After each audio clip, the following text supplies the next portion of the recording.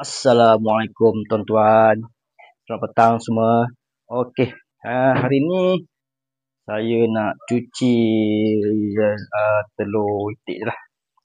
Inilah hasil itik saya yang semenjak ni dah mula bertelur balik lah. Jadi saya nak cuci untuk buat telur masin. Okey. Alhamdulillah tuan-tuan.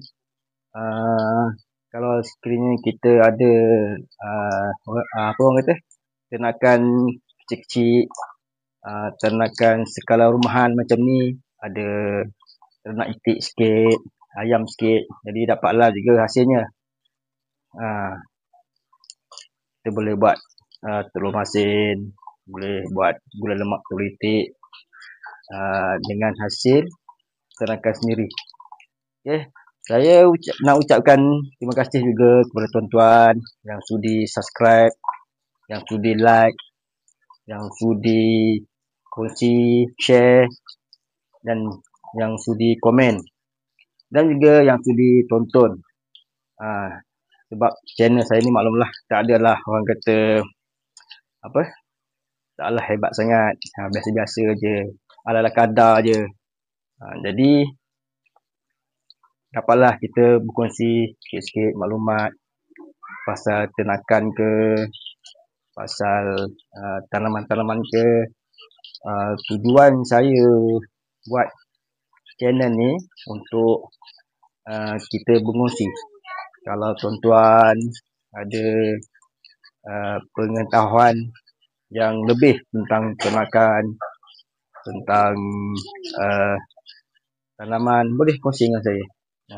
Bukan saya nak tunjuk saya tahu, tidak ya. Saya hanya untuk buat konten ni hanya untuk kita berkongsi bersama-sama. Saya yang perlu apa kata, saya yang perlu mencari ilmu dari tuan-tuan. Macam tu. Apa yang saya buat semua ni, saya perlukan ilmu daripada tuan-tuan.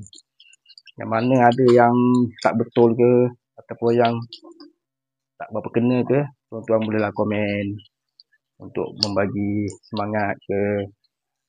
Janganlah kecam saya pula.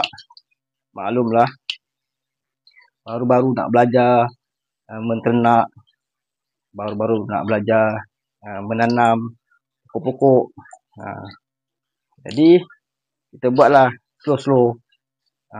Yang mana tuan-tuan yang ada kawasan rumah yang agak boleh menternak secara rumahan, cuba boleh ternak ayam sikit-sikit, tanam pokok sikit-sikit. Cuma pesanan saya, kalau tempat tu terlalu sempit ataupun ruang kawasan tu agak sempit, kita kena fikir jugalah supaya tidak mengganggu jiran-jiran. Maklumlah, kalau bela itik, bela ayam ni mungkin ada bau-bau yang tidak menyenangkan. Jadi sekiranya kawasan-kawasan rumah tuan-tuan kalau terlalu hampir dengan jiran-jiran, saya rasa kurang sesuai lah untuk ternak ayam ataupun itik. Kalau setakat nak tanam pokok kecil-kecil tu, mungkin boleh lah. Kalau nak tanam pokok buah-buahan pun kena tengok keadaan juga. Kalau sekiranya terlalu hampir dengan rumah jiran ataupun terlalu hampir dengan rumah kita, saya pesan lebih baik janganlah. Bahaya, menggunakan risiko. Nanti kalau dahan dia patah ke, tumbang ke, menimbulkan masalah lah kepada kita. Okey, cuci bersih-bersih. Nanti kita boleh masukkan dalam air garam. Ini pun baru belajar juga ni nak buat telur masin ni.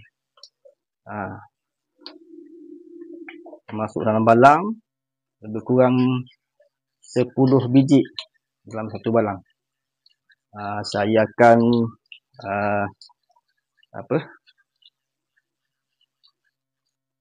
simpan selama lebih kurang seminggu lah. Seminggu kita peramkan dalam air garam. Hari ke-8 tu dah boleh makan lah. Kalau tuan-tuan nak lebih masin lagi, Kena rendam dengan garam selama seminggu lebih lah. Tapi bagi saya hari yang ke-8 tu dah okey dah. Sebab kalau terlebih masin sangat pun tak sedap juga. Kita makan yang sedang-sedang je. Okey.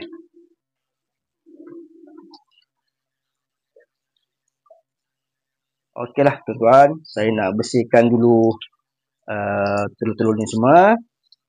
Nanti kita jumpa lagi sekejap lagi. Okey, tuan-tuan, puan-puan semua ya. Telur dah siap cuci, bersih dah. Jadi kita masukkan dalam balang ni lah. Balang ni lebih kurang 10 biji dia masuk. Okey, kita masukkan. Bismillahirrahmanirrahim. Okey. 1, 2, 3,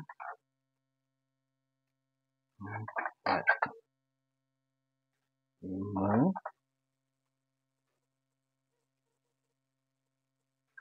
6, 7, 8, 9, 10. Okey. Biji, kita masukkan air garam.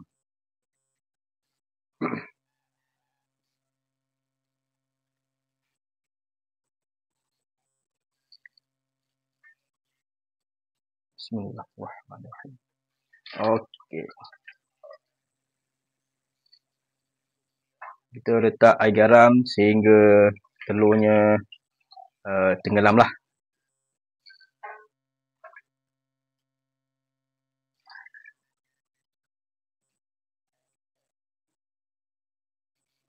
Okey, sikit lagi. Okey, agak-agak telurnya tenggelam. Dah cukup dah. Tuan-tuan, puan-puan ya. Okey, kita tutup. Lepas tu nanti kita tulis lah berapa hari bulan kita masukkan dalam balang ni dan juga rendam dengan air garam. Okey. Okey, baik tuan-tuan atau puan-puan. Kalau macam ni, kalau saya jual RM15 sebotol boleh tak? Sekiranya boleh, komen ya tuan-tuan. Komen ya tuan-tuan, puan-puan. Okey. Setakat ni saja video kali ni. Kita berjumpa lagi di episod akan datang. Assalamualaikum. Terbaik.